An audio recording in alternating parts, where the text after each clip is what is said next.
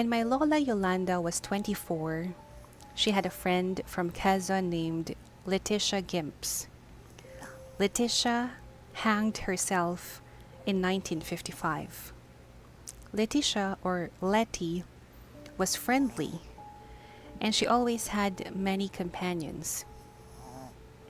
Every time there was an occasion in the barrio, she would be there dancing, eating, drinking, and even cuddling with some men. But as much as she was friendly with other people, she was the opposite at home. Cassava? Again?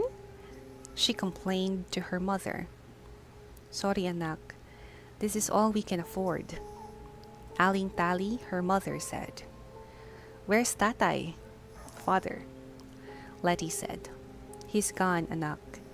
He went back to his wife in Saria. Her mother said tearfully. Curse word? Pambihira naman talaga si tatay. Letty screamed as she left the house. Letty never returned to her house, leaving her mother and her younger sister to fend for themselves. For the next 3 years, Aling Tali did not eat or sleep well. She was always worried about Letty's fate. She eventually got sick, and her neighbors brought her to the hospital.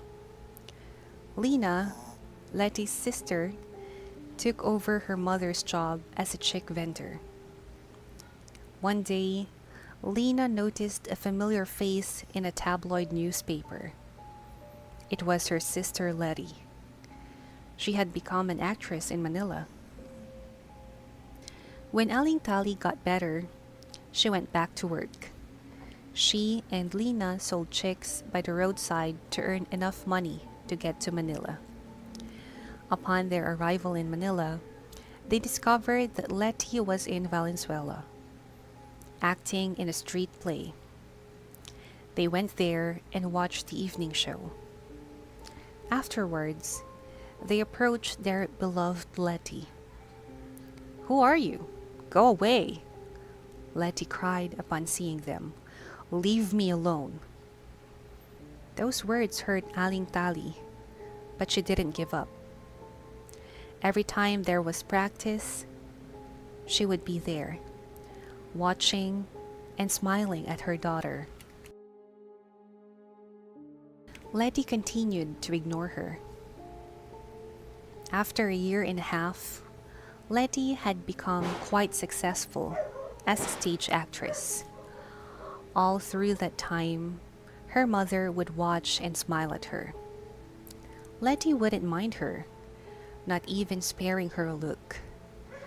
But one day, she glanced at her mother. She was watching her, as always. But Letty saw that her mother's nose was bleeding. The other day, she saw her mother losing her hair. At times, she saw her pale and her eyes white. But Aling Tali was always smiling. Sometimes Letty would hear chopping sounds, which reminded her of her mother slicing the cassava. She would also hear chicks under her bed.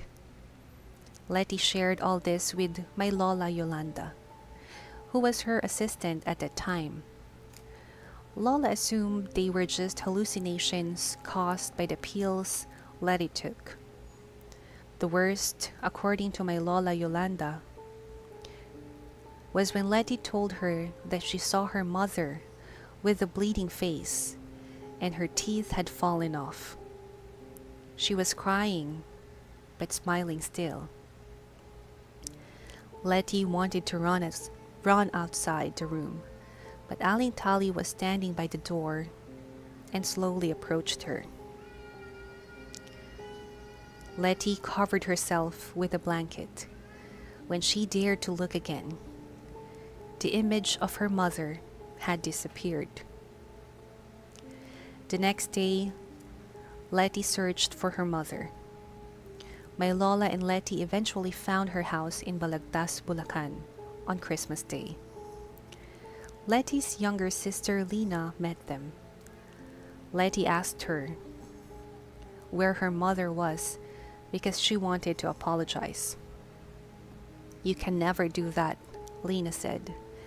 "Nanay died 2 days after she talked to you." Shocked, Letty could only cry.